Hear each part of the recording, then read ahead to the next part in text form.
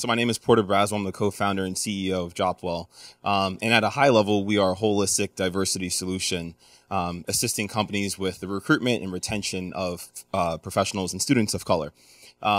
So I have 15 minutes, so I'm not going to solve the world's problem with this presentation, but I'll get into a little bit about the Jopwell founding story, what we do and why we do it. Then I'll get into some of the things I've learned from leaders within corporate America in terms of how they've been able to go about and build diverse and inclusive cultures. And then a couple of things that we can all start to do literally tomorrow to drive this conversation forward. So again, I have 15 minutes, so we will keep it somewhat high level here. But the Jopwell story. So basically, starting in high school, I was a product of diversity recruiting initiatives. I started working at Morgan Stanley for 2 summers, my junior and senior years, all through diversity initiatives, and then went on to Yale. I played basketball there, recognizing I wasn't going to the NBA. I continued to stay in a very entry-level, finance-focused opportunity and spent 3 summers interning at Goldman Sachs. And I started my career there. And I was there for 3 years buying and selling currencies. And while my day-to-day job was to buy and sell currencies, I would still assist with diversity recruiting efforts, being one of the few people of color that worked on the trading floor alongside my co-founder. And we were happy to do it, but it was pretty awkward and really inefficient. But what we saw was that diversity recruiting wasn't just a financial institutional challenge. It was all companies. And at the time, this is the spring of 2014, a lot of tech companies were coming out with their lack of diversity stats for the first time. And everybody kept pointing to the reason why there's a lack of diversity is because there's a lack of a pipeline. The talent doesn't exist. And of course, that's just not true.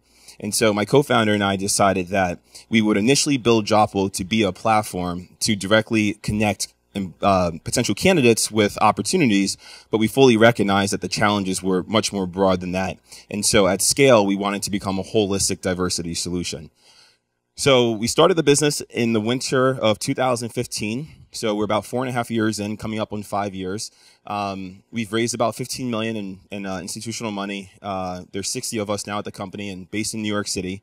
We work with about 250 or so amazing companies ranging from really large banks to a lot of the major tech companies and a lot of really awesome brands in between. And so I've been very fortunate to work with a lot of leaders. And so here are a couple of things that I've learned. So for organizations that do diversity the best, I think the first thing that the leaders, and I'll speak from like the point of view, given that we're all founders here, that the leaders do really well is that they can clearly define what diversity means for their company. And so I think a lot of times it's really easy to say diversity because you can avoid getting very specific about what are you actually talking about. And so in the context of Jopwell, we say Black, Latinx, and Native Americans because for us, that's the challenge and the pain point that we're trying to solve. And there's 44 million Black, Latinx, and Native Americans in college or in the workforce. So it's a major market to itself. And the challenges that professionals of color face are very different than gender or sexual orientation or socioeconomic backgrounds. And so for leaders, like any other good challenge that you're trying to solve, for, and as you're building products for, you have to be very clear about what do you mean by diversity. Because again, it's easy just to say diversity when you're talking to your companies, but if you're willing to get very specific about your actual pain points, then you can start to apply actual solutions. So that's number one. Number two, we need to understand and articulate why diversity matters. So intrinsically, I think we all can agree that we know that diversity is important, but a lot of times when I'm interacting with leaders, they kind of get tripped up on being able to articulate to their company why diversity matters. And so 3 things that I find to be very kind of out of the pocket that you can always refer to is that 1, diversity is just good for business. McKinsey has done a ton of reports that prove that more ethnically diverse companies are more likely to outperform financially their less ethnically diverse peers. So pointing to that it's good for business is like the first thing. Number 2 is that diversity drives innovation and it leads to disruption. So if you take different backgrounds, contexts, experiences of individuals sitting at a table and they can bring their authentic selves to work, that's where you can really start to look at challenges differently. And then number 3, they're changing demographics within the US. So by 2040, the majority of people in this country are going to be people of color. So you need to have a workforce that reflects that change if you want to understand these changing consumer dynamics. So being able to kind of always point to the reasons why diversity matters, and as a leader, it's your responsibility to be able to articulate that to your company. It's a really important thing that we've noticed for those companies that do it really well. Number 3, we need to be intentional about building diverse teams. So diversity doesn't just happen. And oftentimes, of course, we rely on internal referrals. And so if your organization looks similar and comes from a similar background, then odds are that they're going to be referring individuals that are very similar as well. So flash forward to where we are today at 60 people, majority female, largest ethnicity is African American, followed by Latinx, every socioeconomic background you can imagine, educational levels very different throughout the entire organization. So we've become the most diverse organization I've ever seen, but it was very intentional, as we recognized from the early days that we have to be intentional about it, because diversity doesn't just happen, even if you're building a diversity tech platform. So number 4, the change starts with us as leaders. When we go and we connect with a lot of different organizations, what we have noticed is that the leaders that are driving the conversations around the importance of diversity and inclusion build a culture that's definitely rooted in that. And oftentimes you'll have diversity, and as you scale, you'll have teams that are focused on diversity, but if they're not reporting directly to the CEO, they tend to be less effective. And so as you all scale your teams, it's not somebody else's job to talk about the importance of diversity. It's your job as the founder, and you really set the tone. And diversity and inclusion in these conversations, it's not like a seasonal challenge. It's something that's something that will remain with you throughout the history of your company.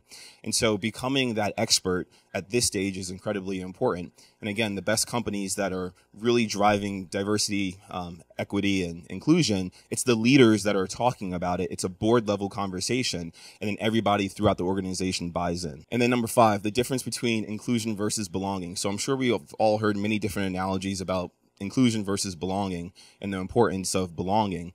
The way I like to think about it, and I'm sure you've heard this before, whereas inclusion is being invited to go to a dance, belonging is actually being asked to dance. I like to think of it as very beyond that. Belonging is you are asking somebody to dance. And so in that context of making sure that your cultures are built around people truly feeling like they belong there, then that's where you allow the value of diversity to be brought out. The value of diversity is people bringing, again, their authentic selves to work in their experiences and their context. But if there's not a culture or an environment where people feel like they belong, truly belong, then you're not going to leverage their diversity. And the power of diversity is the differences. And so you have to create cultures where people can belong. And then really quickly, a couple of things that we can start to do tomorrow as leaders to start taking these steps. One is being a diversity champion. And so basically being a diversity champion is treating others how you would like to be treated. It's very simple, but when we're talking about diversity, at times it can become very complicated. So being a diversity champion is not calling somebody out for their otherness. So I've been in rooms where people that are, trying to include me in the conversation will say, Porter, what do you think like the Black community will think about this? And I've been the only person in the room from that community. And my response is like, I can't talk to you about the Black community. I can talk to you about my experiences and, how I perceive it. So despite somebody's best effort to bring me into the conversation, you're still calling out my otherness and you're putting a spotlight on me to answer a question that I can't really answer. And so being a diversity champion, again, is being aware enough to know like the time and place to coax out differences and conversations. What it is when you are a leader and you have people that are from a certain community, and if you know that community is being disproportionately affected by something that's like in the news, well, you should probably bring that person aside to let them know in the appropriate setting that you are aware of what's going on and you're there just to be a sounding board if they ever need somebody to talk to. And so again, if you want people to bring their whole selves and their authentic selves to work as a diversity champion, you have to have, I don't want to call it the common sense, but you have to be aware enough to know the time and place to have these conversations so that people can trust you and eventually trust the organization that they can bring their full selves to work. Number 2 is creating settings where people can thrive. So I think it's incredibly important for the organizations that we work with, those companies that are very transparent and they have not rules, but guidelines about how certain things work. They tend to, again, build more inclusive and equitable cultures. And so with meetings, there's a general way in which they run their meetings that's very transparent for the whole organization, and that like the loudest person in the room doesn't win the conversation. There's structures that they put in place where they mandate that everybody speaks up at a certain point in time. People understand when raises will happen throughout the company, when it asks for promotions. That's all very transparent because they have systems in place where everybody knows the appropriate time. Thank you. Everybody knows the appropriate time to have those types of conversations. And so as you're building your teams on day one, start thinking through the different environments and how you are setting up your cultures such that it's one where, regardless of your background or where people have worked in the past, everything's transparent. Everybody knows what the rules of the road are. Number 3 is being a mentor. And so I'm sure we all know the value of the importance of being a mentor and having mentors. But specifically, when you are mentoring those from underserved or disproportionate underrepresented communities within your company, it's really important that you are being an active listener and you're not just spewing your general mentorship type stuff that we often find our way into doing. When you're mentoring somebody from an underrepresented community, they are experiencing that workplace and the world differently than you may experience it. So it's really important to have empathy when you're mentoring and you're trying to promote those from underrepresented backgrounds to take into account their unique experiences. And I think oftentimes my best mentors are those that recognize, going out and raising capital as a man of color and leading a company as a man of color. It's just very different than if I wasn't.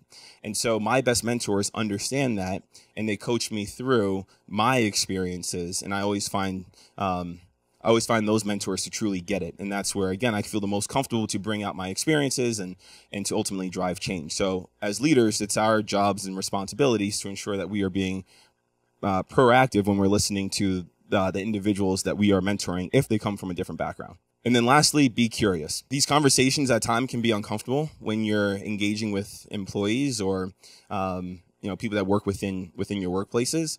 But if you lead through empathy and you are willing to learn from others, again, you can bring out the power of diverse individuals.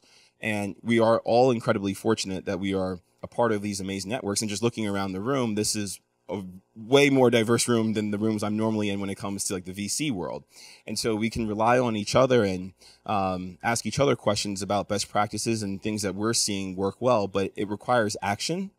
And if you're willing to be curious and you're willing to have these conversations, then I think collectively we can all do a better job at it. So anything I can do to help, I'm more than happy to help. Porter@jopwell.com. And thank you.